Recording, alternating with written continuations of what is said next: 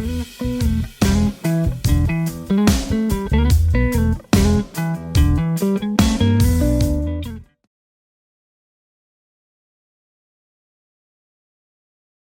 prazer, Polly, muito obrigado pelo convite, pela sua amizade, pelo seu carinho. Você é uma pessoa extremamente sensível e carinhosa, e espero colaborar aí no teu processo de formação de ciência, de formação de conhecimento.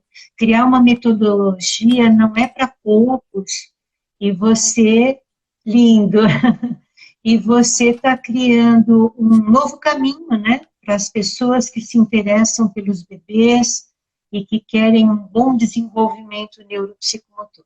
Muito obrigada.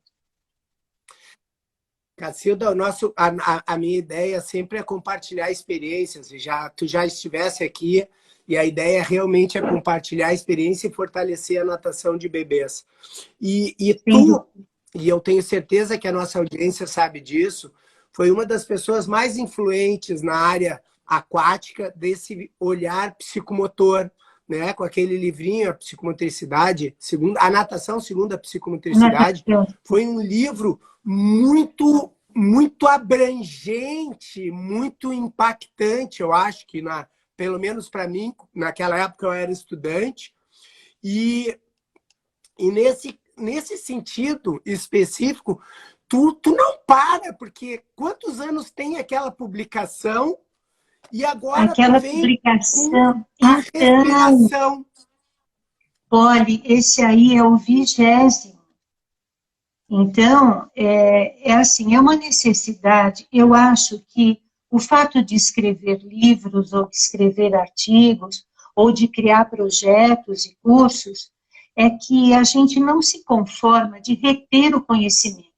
Então, eu acredito que o conhecimento tem que ser democratizado. Primeiro, porque nós estamos num país sem grandes possibilidades. O acesso à educação, ele está cada dia mais comprometido, ou financeiramente, ou politicamente. Então, quando a gente faz alguma coisa que dá certo, por que não divulgar? Por que não fazer com que outros promovam a mesma maneira e possam criar outros ambientes saudáveis? E eu acho que a coisa mais importante daquilo que eu busco dentro do conhecimento é o conhecimento enquanto ciência para trazer bem-estar, para trazer prazer. Porque não adianta nada você conhecer alguma coisa que não te promove qualidade de vida, não te promove crescimento espiritual, crescimento de equilíbrio emocional. Então, existem alguns objetivos que a educação tem que atingir. Hoje a educação está um pouquinho, eu acho que os pais estão um pouquinho confusos o que ele vai buscar na escola, porque as crianças estão chegando na escola sem a educação básica, que não é a escola que dá, a escola da cultura. A educação vem de casa. Então, o pai ele tem um primeiro princípio de nortear esse crescimento. Inclusive, eu acho que é bem oportuno eu mencionar o quanto eu estou defendendo atualmente a psicomotricidade como prevenção. Porque, assim, ela começa dentro do primeiro ambiente, que é o ambiente familiar. É lá que os pais promovem as oportunidades das vivências corporais, das primeiras aprendizagens, do respeito, do esperar o outro acabar de falar, do ceder os brinquedos. Então, isso tudo não vai se aprender dentro da escola. Então, eu vejo que a família é a primeira promotora de educação na vida de uma criança. E essa construção familiar, ela está muito, a instituição família está muito diferente na nossa geração. Nós estamos com famílias com modelos muito diferenciados. Então, está muito difícil a gente encontrar o lugar da educação. Então, quando eu escrevo um livro, eu escrevo sempre no intuito de poder ser uma inspiração para outras pessoas, para que aquilo, o que você faz, Polly, o que você faz inspira. Você trabalha de uma determinada forma que dá muito certo. E você não quer que isso fique com você. Você quer que isso se prolifere mundo afora, se prolifere com os outros profissionais. Porque é aquela velha história, nós não podemos pensar somente no nosso ninho. É preciso espalhar a bondade, espalhar bem por aí, para que o mal vá embora, para que a coisa ruim desapareça. Está muito difícil os dias atuais, você não acha, Polly? Nós estamos cercados de violência, nós estamos cercados de tolerância zero. Eu pensava assim, eu acho que a pandemia vai tornar as pessoas melhores. E agora eu estou convencida que todo mundo piorou e empobreceu em alguma coisa. Financeiramente nem se discute, mas empobreceu de esperança, empobreceu de tolerância, empobreceu de paciência, empobreceu de dignidade, de moral. Foi uma pandemia que sacudiu muita gente, mas deixou muita gente lá embaixo ainda, não pôs essas pessoas em pé. Então, eu estou muito preocupada com os novos tempos, e muito preocupada quem são essas crianças que nós estamos deixando para enfrentar tudo isso. Será que elas estão preparadas? Cacilda, tu dissesse algumas coisas aqui, eu vou aproveitar, né? Porque assim, no método Polly, um dos meus pilares é a família, tá? Eu coloco, porque a criança não chega sozinha, é importante esse olhar que tu está falando. E no teu capítulo do livro da BPNI, tu traz um resgate da questão da família, da importância da família na questão da pessoa com necessidade especial, com características, né? Tu traz isso. Então, eu acho que é uma coisa... E é a primeira vez que eu ouço, e eu anotei aqui um preventivo, uma psicomotricidade familiar, um olhar psicomotor nesse sentido, como tu dissesse, de prevenção. E agora eu vou fazer a ligação, tá, com o teu livro. Quando eu li, eu vi exatamente essa preocupação, Cacilda, tua, de prevenção da respiração como uma forma de diminuir ansiedades, de te melhorar o foco. E isso tudo é prevenção. Será que a gente está precisando mudar o foco de produção para prevenção, alguma coisa nesse sentido? Será que é a próxima fase? Porque assim, só que eu sei que eu vou te deixar a palavra e depois tu demora para me devolver. Olha só, Cacilda, eu tenho essa mesma preocupação que tua com as crianças que estão, sabe? Mas eu acho que o ser humano é tão divino que eu acho que isso são... Eu acho que também são coisas na vida que acontecem que tem que acontecer talvez para uma evolução. Entendeu? Claro. Eu entendo a tua preocupação, eu entendo que a gente tem que focar os nossos esforços para ajudar as famílias, para ajudar as crianças, mas eu acho que a gente é tão forte que eu acho que isso faz parte do processo de desenvolvimento, não? Eu acredito que isso é muito importante. Em vários momentos da história da humanidade, aconteceram marcos históricos violentos que fizeram com que o homem mudasse a atitude, né? Como o meio ambiente fosse modificado. Então, sim, é um momento histórico que deixa uma marca para que a gente acorde para outros olhares, né? Para necessidades que às vezes nós não estávamos sentindo como uma necessidade. E agora ela está berrando por aí o quanto nós precisamos ser resilientes, o quanto nós temos que ser tolerantes, porque senão nós vamos fazer aquilo que os dinossauros fizeram. Nós vamos se autodestruir. É esse o nosso destino. Agora, Polly, quando eu falei em prevenção, é um lado que a minha vida toda eu trabalhei e pouco falei a respeito disso, até nas publicações, mas que eu estou sentindo que é um eixo da ciência que precisa ser olhado com muito carinho, porque quando você previne algo, você está promovendo uma qualidade de vida futura. Então, você prevenindo evitando que hajam problemas psicomotores instalados, distúrbios psicomotores, é uma forma de se viver melhor no futuro. Então, veja, a própria medicina trabalha no sentido errado, ela cuida de doença. E Aristóteles já preconizou para ela cuidar da saúde. E cuidar da saúde é prevenir a doença. Então, olhar para uma ciência como a psicomotricidade, vamos voltar para a nossa água, né? Para a natação, por que eu não posso prevenir vícios, posturas inadequadas, malprodução do nado, intolerância de refinamentos que são muito importantes, que podem ser adquiridos com o simples viver, a promover a vivência aquática. Então, há várias maneiras de se aplicar a ciência como prevenção. E hoje, para mim, porque eu acho que as verdades na vida da gente vão mudando, hoje, para mim, a psicomotricidade tem as seguintes áreas de atuação.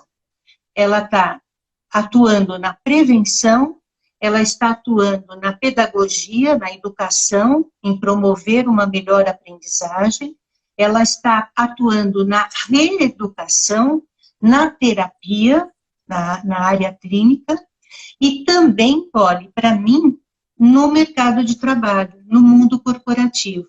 Porque dentro das empresas, o RH das empresas, o coração de uma empresa são as pessoas. E se nós pudermos trabalhar com os recursos dessa ciência entre as pessoas, esse ambiente corporativo vai melhorar e muito, muito. E vai gerar uma produção muito maior. Agora, para que a gente tenha essa ciência aplicada em todos esses eixos, a gente tem que ter uma boa formação profissional.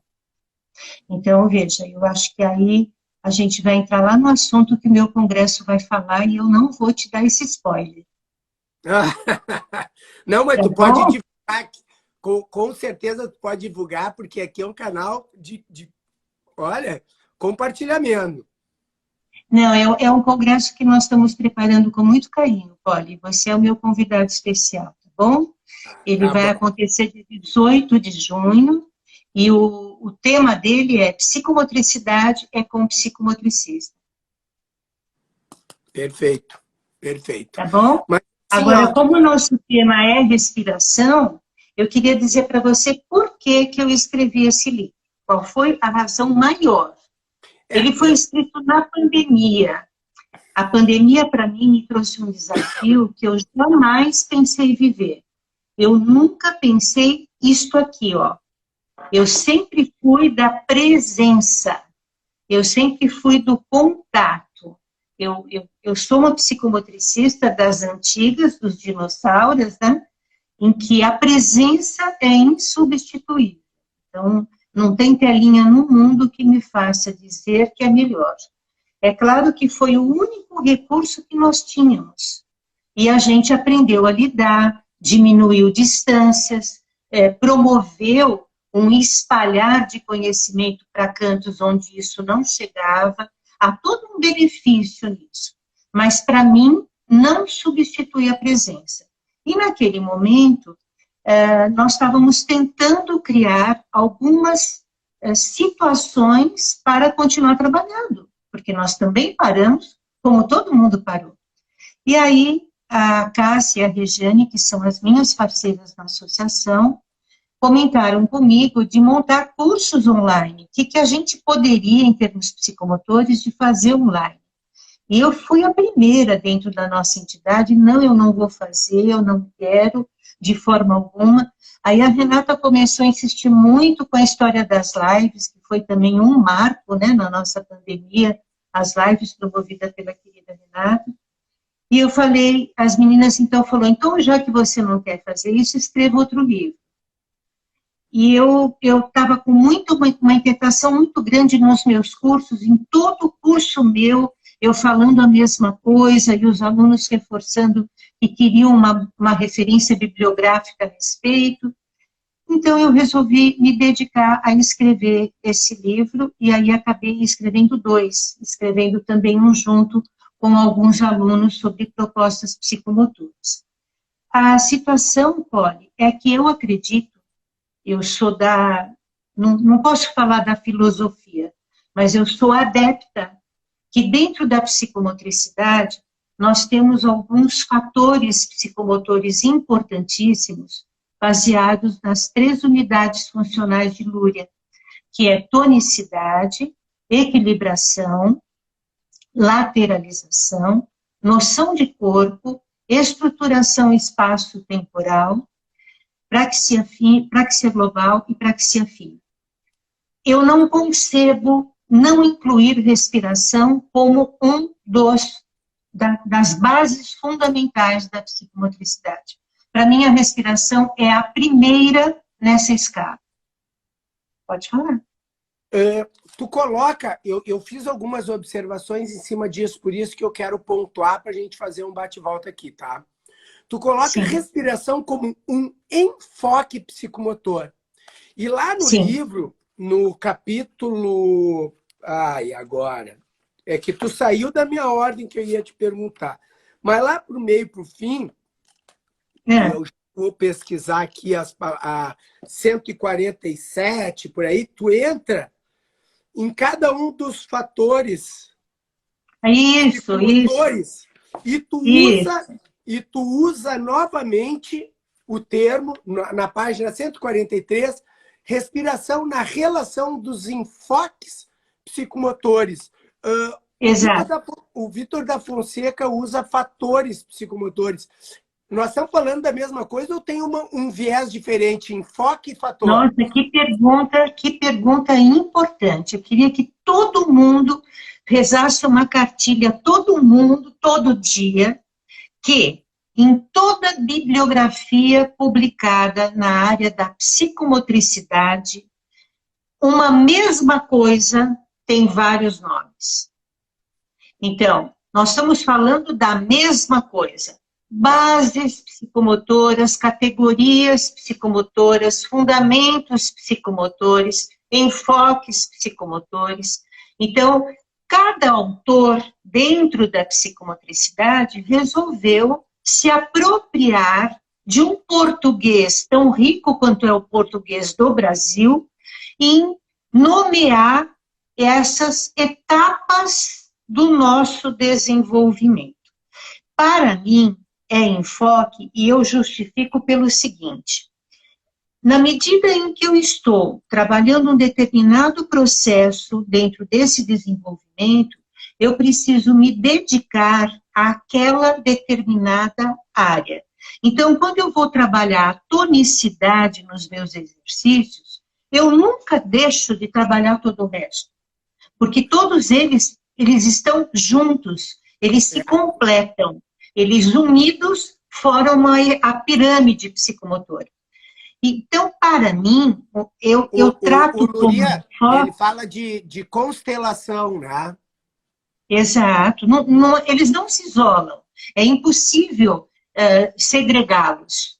E aí, eu escolhi a palavra enfoque por eu enxergar ser prioritariamente aquele, porque mesmo eu trabalhando tonicidade, eu vou trabalhar equilíbrio dentro da tonicidade, eu vou trabalhar lateralização, só que o meu enfoque psicomotor é tônus, é tonicidade, é trabalhar a força, é trabalhar essa musculatura. Então, eu escolhi isso. Vitor fala em bases e fala em fundamentos. E a Josiane fala em categorias. Então, cada um está escolhendo, mas que todo mundo entenda que nós estamos falando da mesma coisa. Tá bem. Nós estamos construindo a pirâmide psicomotora da base luriana, da base das 3 unidades funcionais encefálicas que nós temos. Isso era uma coisa importante para mim entender, porque eu não sou psicomotricista, mas eu bebo muito. Mas você estuda bastante psicomotricidade, pode? Eu bebo muito da fonte dos autores psicomotores. E aí, quando eu pego o fator e eu começo a ver enfoque psicomotor, e várias vezes no livro tu chama atenção disso, me vem na cabeça que é o seguinte: o Vítor da Fonseca, no livro dele lá, e tu coloca isso no teu livro, no manual de observação psicomotora, ele coloca o somatotipo, desvios posturais e o próprio controle respiratório como prévios, como que eles pudessem, que a gente deveria analisar, porque eles poderiam responder algumas questões da bateria do teste. E aí, exatamente. É um dos primeiros testes da bateria. Isso, exatamente, primeiro teste. E aí, quando tu vem com esse enfoque psicomotor, e eu fiquei tentando completar, e para mim era importante saber que fatores e enfoque era a mesma coisa, que ele entra lá na base, né? Porque automatismo, ao mesmo tempo que tu tem o controle, corpo e mente, muito disso que se vem, né? Então, ele estaria dentro do conceito de Luria na primeira unidade, ou ele poderia ser, ai, que viagem, dentro dessa constelação, ele poderia ser um satélite que orbita nisso aqui tudo. Então, a sua imagem metafórica é muito importante, porque todos os enfoques o Luria apresenta aquele desenho e chama de constelação. Sim. Com a base, tônus, equilíbrio, lateralidade, noção de corpo, praxia global, né? Sim. Então, o que acontece é que existe uma hierarquização. A base mais estruturada para suportar tudo que nós vamos vir para o lóbulo frontal, que vai ser exatamente a minha produção final de conhecimento.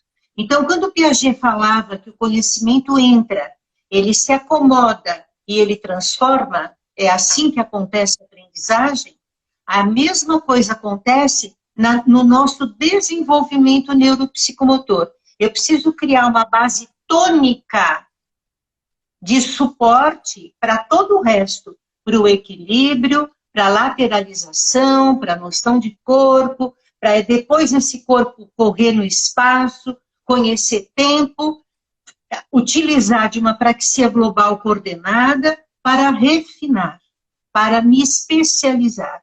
Então, é uma construção psicomotora importante, onde há, sim, prioridades. Não tem como uma praxia fina ser elaborada sem tonicidade.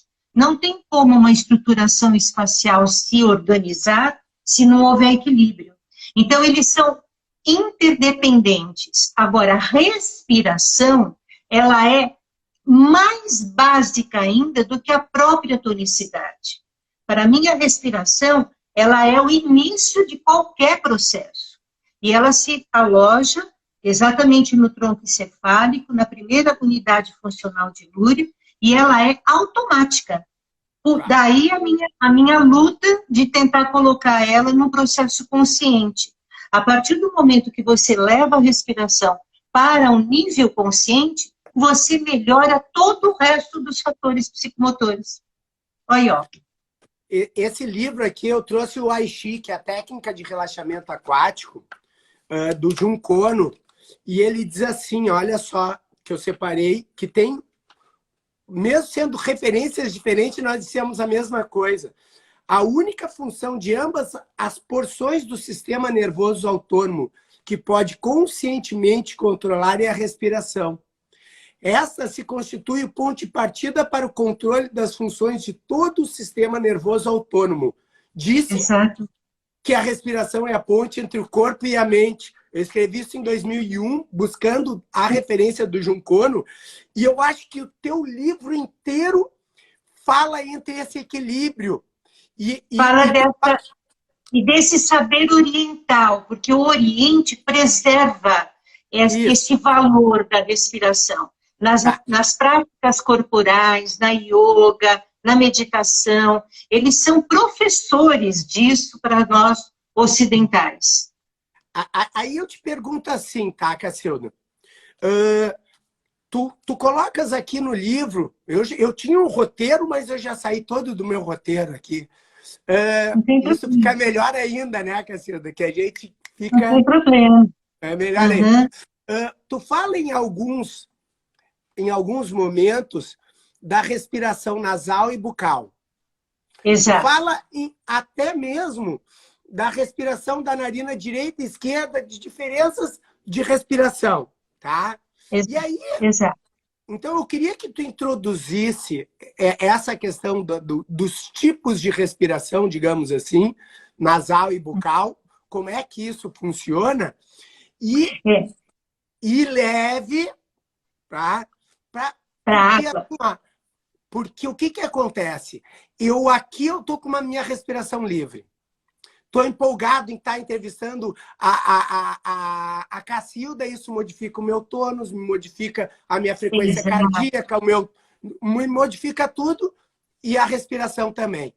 E na água eu não tenho as vias aéreas livres, eu preciso fazer uma técnica específica na natação, não na hidroginástica ou em outras atividades, mas eu preciso fazer um movimento específico e eu preciso sincronizar. Tu sabe que eu exercito a respiração nadando e para mim é uma meditação. Então eu queria que tu levasse... E ela vai num ritmo, né? Num ritmo compassado e melódico, muito importante na natação. Isso. Então eu queria bonito, você não deve se cansar ao nadar. Porque quando você põe essa melodia respiratória, todo o teu equilíbrio corporal acontece. Parabéns, Polly, por você valorizar tanto ela dentro da água. Vamos lá. A respiração, ela aqui no livro eu dou assim, vários olhares para ela. E até coloquei 2 capítulos importantes sobre a importância que o Oriente tem nesse conceito de respiração. Eles valorizam demais porque eles são pessoas um pouco mais intelectualizados e eles são mais meditativos, mais observadores, e eles nos ensinam que entrar oxigênio para dentro desse corpo biológico é um alimento. Então, na medida em que eu alimento o meu corpo com oxigênio, eu preciso saber colocar esse produto aéreo para dentro de mim. Se eu colocar pela boca, não é o caminho mais adequado. Por quê? Porque ele não é umedecido e ele não é filtrado. O ideal em ar é que nós utilizemos as narinas. E existem exercícios, e eu até abordo isso com mais detalhes aqui, onde você realmente exercita uma, exercita a outra, exercita as duas, coloca ritmos diferentes. Por quê? É o processo ventilatório que precisa ser bem trabalhado e alimentando esse ser, porque nós estamos sendo alimentados desse oxigênio. Na água, nós temos exatamente o processo inverso. Se nós utilizarmos o nariz, nós vamos ter um mal-estar muito grande, porque pode entrar água. E nós não temos algo que impeça essa água de me fazer engasgar, de me sentir desconfortável. Então, nós temos que esquecer o processo de nariz e utilizar boca. Não há uma foto de grandes nadadores no seu melhor momento de percurso que não apareça a sua boca em ação pegando esse ar. Então, dentro da água, nós fazemos uma inversão desse processo de alimentação de oxigênio. E é muito importante que seja um dos primeiros ensinamentos, treinos, que nós façamos para qualquer pessoa. Isso não é criança, isso é para adulto, é para qualquer um. Ele tem que entender que dentro daquele meio, não vai dar para praticar de uma forma confortável a respiração nasal. E eu vou praticar, quando nadando, a respiração bucal, exatamente porque eu sou capaz de cuspir essa água, ou engolir a água, mas eu não vou me engasgar com ela. E isso é bastante importante. Então, quando eu coloquei esse capítulo, em especial na água, era no sentido da também conscientização na água. Não dá para ficar no processo automático. Eu penso, Polly, que para nadar para mim não é movimentar braços e pernas. Para mim, nadar é pensar na movimentação de braços e pernas. Para eu promover um deslocamento, eu preciso pensar, eu tenho que ter noção corporal, eu tenho que entender o que eu estou fazendo com o meu braço, a estruturação espacial que esse braço desenvolve na puxada para uma melhor eficiência da minha propulsão. Tem que haver pensamento, não é uma execução pura e mera de movimento motor. Tu sabe que isso é uma das coisas que eu trabalho muito, Cacilda, que eu, no curso... qual é a técnica? Eu não uso técnica. Eu faço com que a criança descubra, através do pensamento, exatamente da comparação da eficiência dos seus atos, do domínio do seu corpo na água, busque uma técnica específica, com maior amplitude, para maior velocidade. Porque o grande negócio da natação é tu conseguir buscar o apoio no meio líquido e diminuir a resistência. Que te desestabiliza, que te tira toda a ação da gravidade, que modifica o teu peso corporal. Você é um ser intranauta lá dentro. Então, você tem que reaprender um novo ambiente. E essa reaprendizagem, olha, é psicomotora. Ela precisa ser psicomotora. Ela não pode ser mera realização motora. Eu preciso envolver emoção, prazer, cognição e concentração.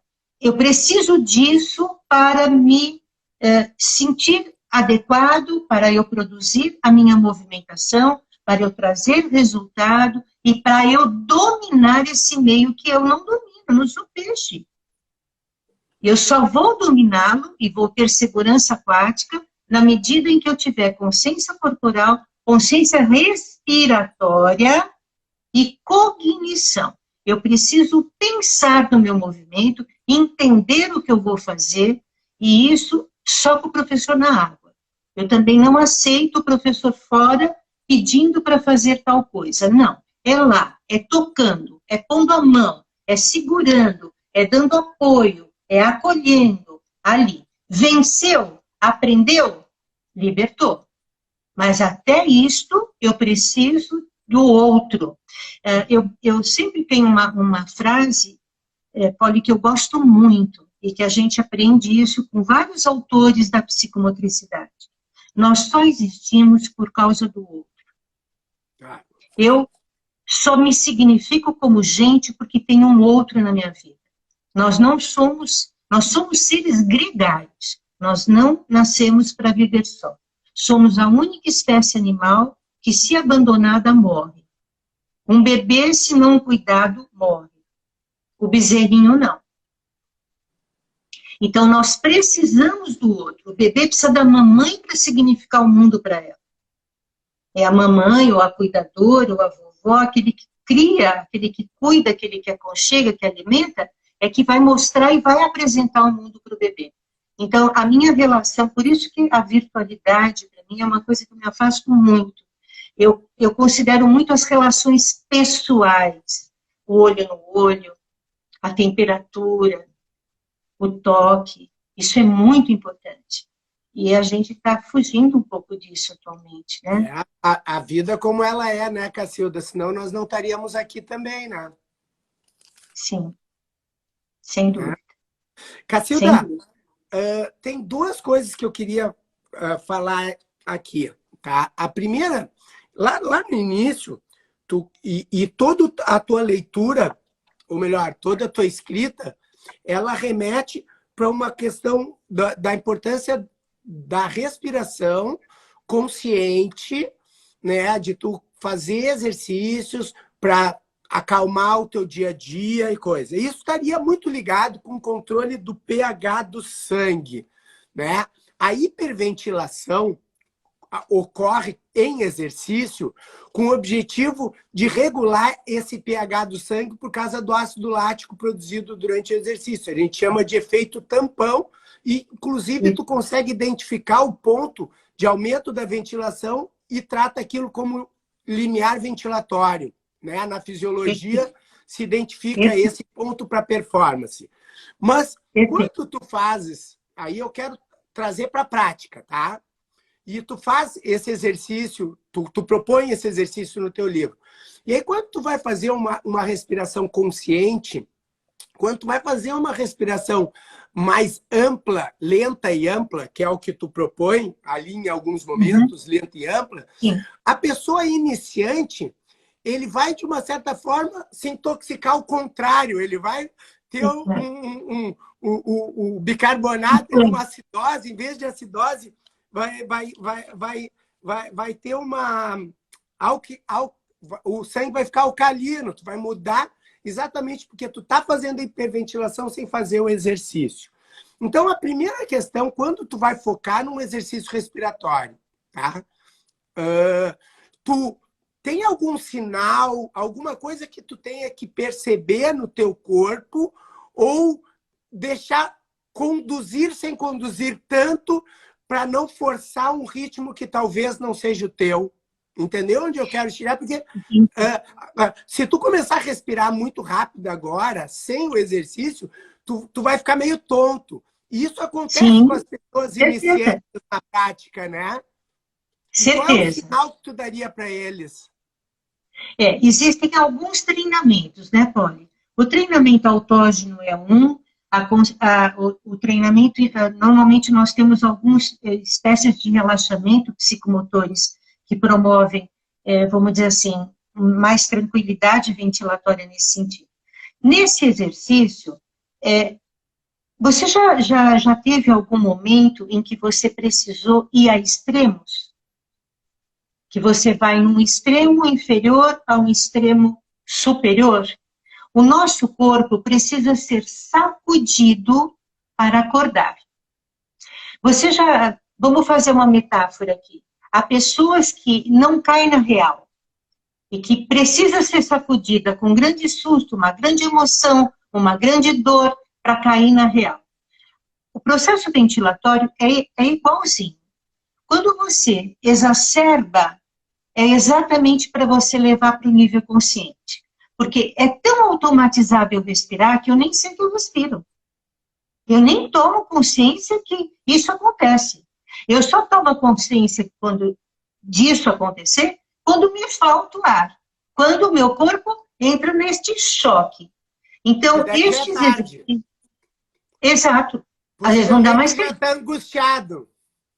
Exatamente. Então, o que nós precisamos? Muitas vezes, utilizar destes choques para equilibrar, para colocar no eixo. E em psicomotricidade a gente fala muito em freio inibitório, em eixo corporal, em coisas que nos coloquem em equilíbrio, mas a gente vai para extremos, para chegar e sacudir a consciência corporal. Então, os exercícios da respiração, todos os praticados, eu dei alguns aqui, mas tem milhões de outros. Nós temos que utilizar de todas as técnicas para que você faça diferentes níveis de experimentação ventilatória. Não que você precise dominar tudo isso, mas é a experiência corporal. Nosso corpo tem memória celular e ela fica registrada. E essa memória celular é registrada a nível de cérebro. A gente não esquece, o corpo não esquece. Eu posso esquecer enquanto memória, mas o corpo tem memória celular e ele vai sentir e ele vai dar resposta para isso. Vou te dar agora um exemplo na piscina. Como é importante. Às vezes a gente fala, nossa, tadinho do bebê, ele bebeu água, ele se assustou, Como é importante isso? Ele tem que entender os limites todos que a água vai promover. A água não é carinhosa o tempo todo, não te carrega no colo o tempo todo. A água é perigosa. Veja aí toda a campanha do INAT da segurança aquática. Para evitar que chegamos a uma tragédia, eu tenho que testar todas as possibilidades. Então, esse bebê precisa experimentar assim o rostinho na água, fazer toda uma adaptação polissensorial. Tem que achar horroroso aquela água escorrer, fechar o olhinho e chorar. Ele precisa experimentar isso para depois experimentar o prazer da bolinha, o prazer tranquilamente da apneia que ele vai praticar. Então, as experiências, elas precisam ir do prazer ao desprazer, para elas serem incorporadas, vividas e assimiladas como a melhor conduta a ser promovida. Muitas vezes, uma mãe assistindo a aula do visor, do vidro, pode não te interpretar, mas quando ela estiver dentro da água com você, ela vai entender. Não, não aconteceu nada, vamos tirar o peixão que caiu na boquinha. E aí a gente inventa todas as nossas estratégias lúdicas para aquele engolir de aguinha. Mas o que foi aquele engolir de aguinha? Foi um processo respiratório que não está adquirido ainda, que precisa ser ensinado para esse bebê. Mas ele vai experimentar todas as sensações.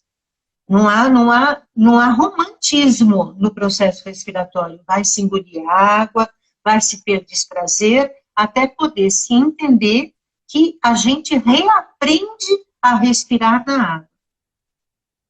Deu para compreender? Claro. E me diz uma coisa, outra coisa que me veio na cabeça, perguntei, eu fico pensando assim, qual é a frequência que tu fazes exercícios respiratórios, tá? E no caso específico, tu fala lá da atenção plana, né? Então, e na tua conversa aqui comigo, várias vezes tu levou a essa questão da conscientização, da percepção. E quando tu propõe o exercício da conscientização plana, tu começa a percepção do corpo pelo pé esquerdo.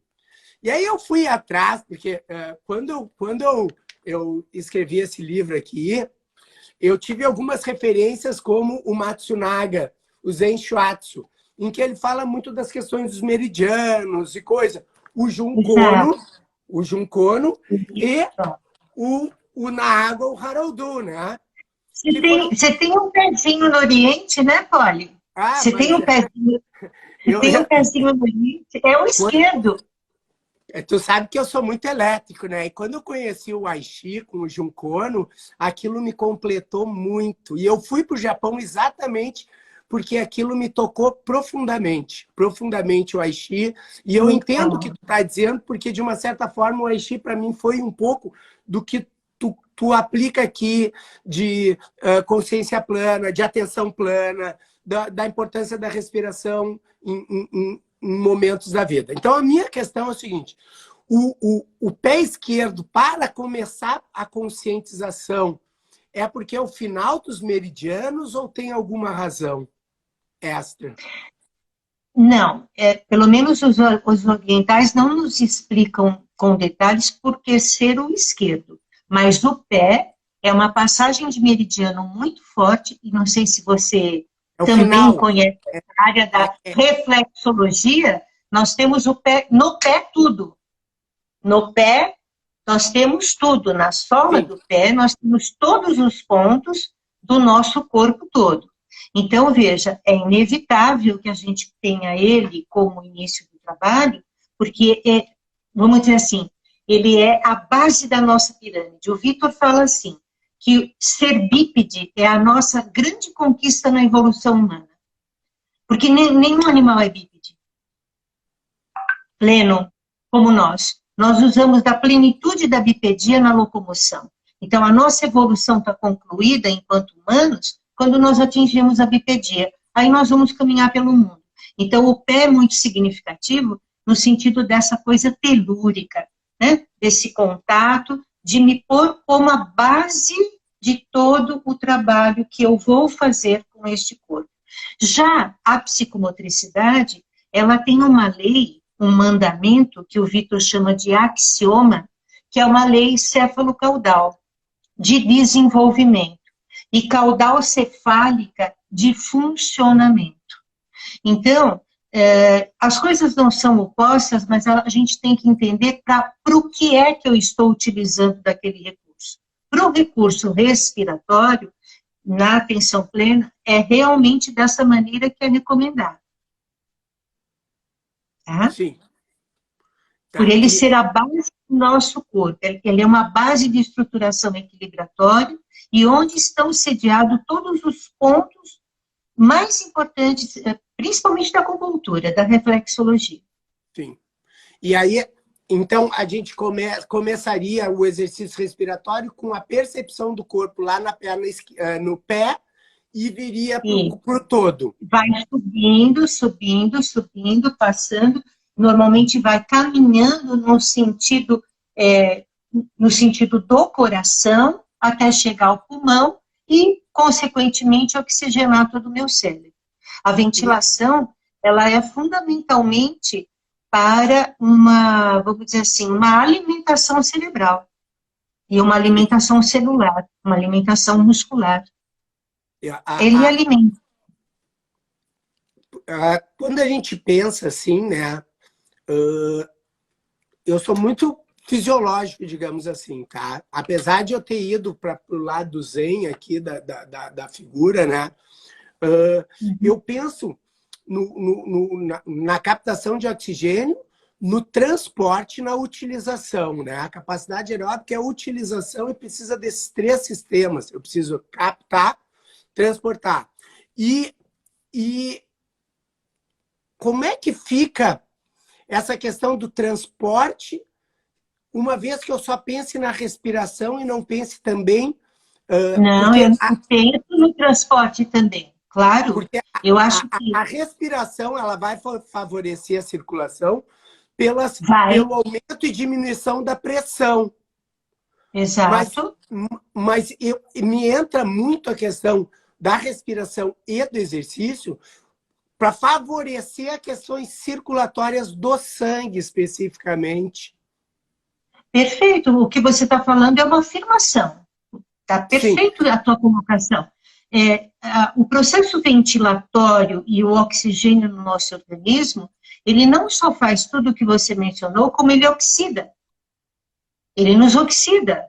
Então, nossos radicais livres, tudo isso, é produzido também por isso. Quando você falou anteriormente a respeito da hiperventilação, está cheio de causas negativas da hiperventilação. Cheio. Então, os próprios acidentes vasculares, as próprias quedas de pressão, é todo um processo onde a respiração estava envolvida, sem dúvida nenhuma. Ela é um casamento perfeito com o processo sanguíneo, com o processo da circulação sanguínea. Eu acho que Deus foi tão perfeito em nos construir que tem coisas que até a ciência não entende como que funciona em tamanha harmonia. Aí eu coloco, Polly, o que o livro fala muito, o quanto o teu pensamento, a tua emoção interfere nesse biológico e nesse fisiológico.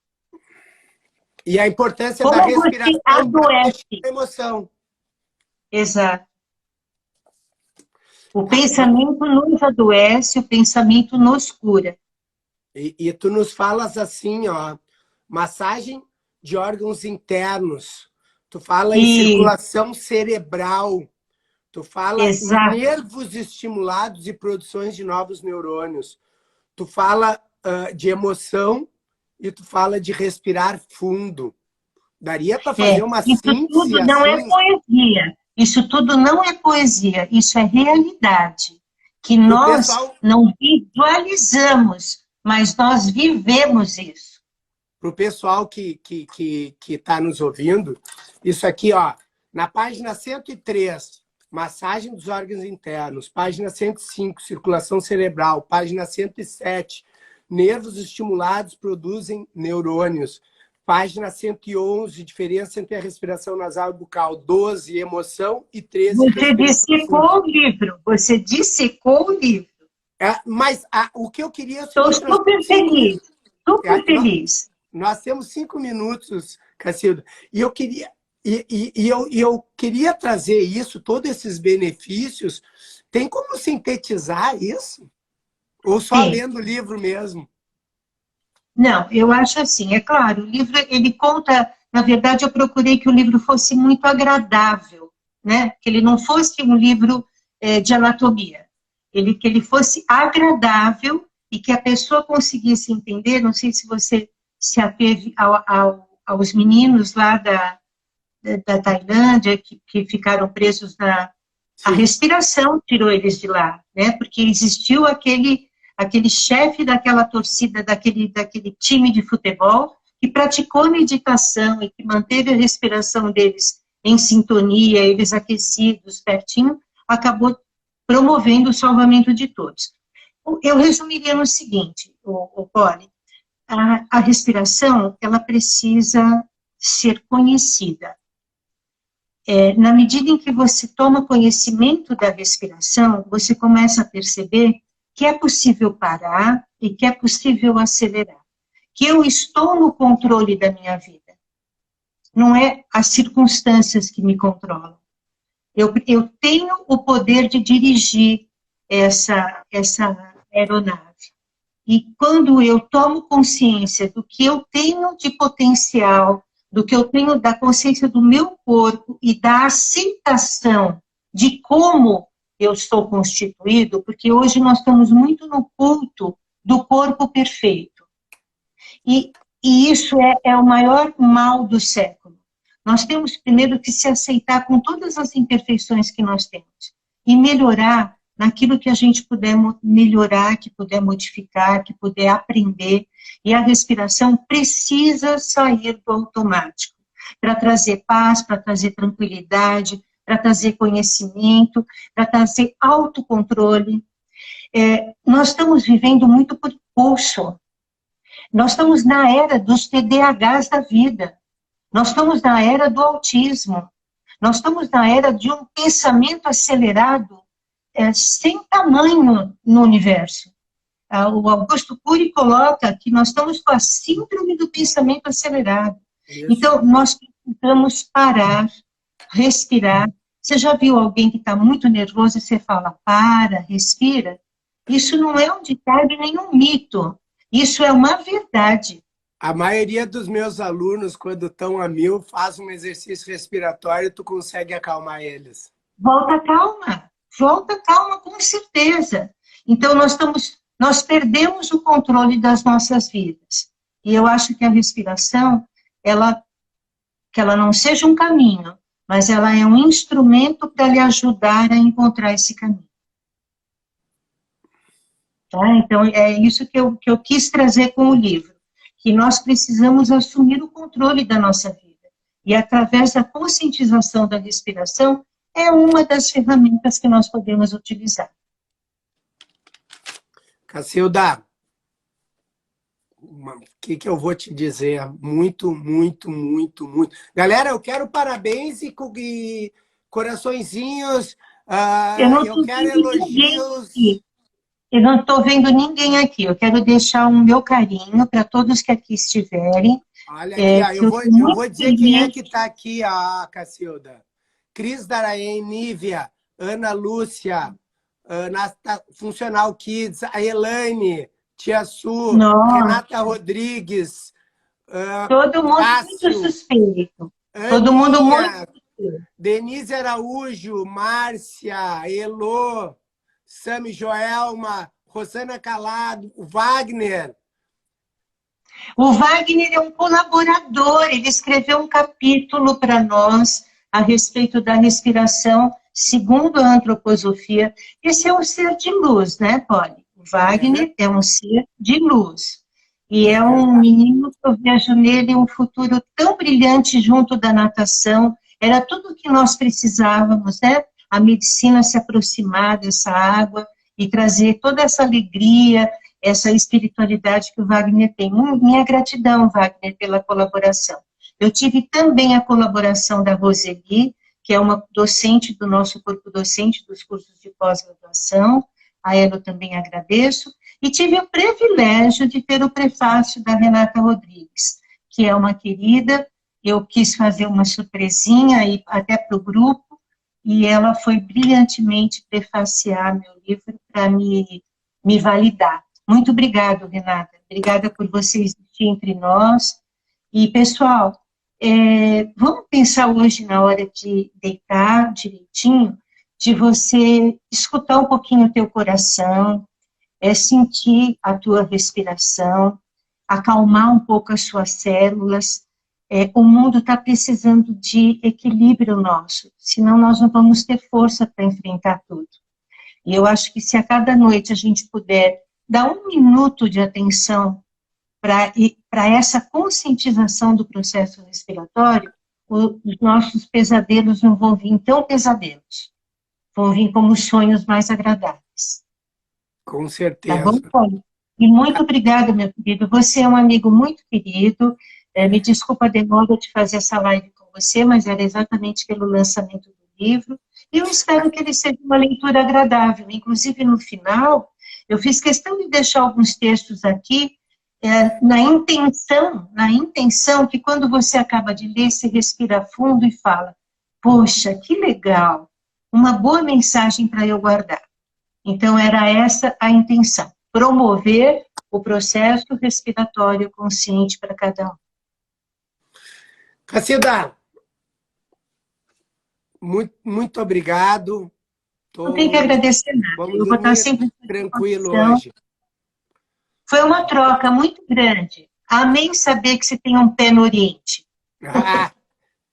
Eu tive 2 vezes no Japão e 1 vez na Coreia. Foram experiências maravilhosas. Que delícia. Não, sem dúvida. Tu sabe, Cacilda, quando eu tive lá no Japão, que o japonês é muito reservado, né? E aí eu fui para uma convenção de hidroginástica e me programei para ficar 2 semanas lá para ter a vivência com o Junko Ono. E ele me recebeu na casa dele, né? E aí quando as pessoas me perguntavam assim, quanto tempo tu vai ficar aqui no Japão? Eu, não, vou ficar 2 semanas. Aonde? Eu, na casa do Junko Ono. Aí eles olhavam assim, então tu é muito importante para ele, né? Porque é muito difícil o japonês se receber e eu fui recebido maravilhosamente bem por ele. Depois ele fez questão de vir conhecer minha família. Eu só tinha um filho. Olha, que maravilha! Ele esteve aqui em Porto Alegre, se apaixonou. Uma honra. Uma honra muito grande. Ele foi para Brasília, eu levei ele na convenção lá de Brasília e na volta ele veio e ficou aqui uns dias comigo. E foi, para mim, ele faleceu no ano passado, né? Então, para mim, eu sempre que eu falo dele, eu fico Tem pessoas que deixam marcas profundas na vida da gente, né, Polly? Que a gente nunca esquece. Eu fico muito emocionado quando eu falo dele. Estou quase chorando aqui, desculpa. Não, que bom. Ele tá te ouvindo. Ele está iluminando você. Com certeza. Tá? Um beijo, querido, muito obrigado pelo carinho de sempre, tá? Fique com Deus, proteção para todo mundo e uma boa noite de descanso para vocês. Um beijo. Beijo, galera.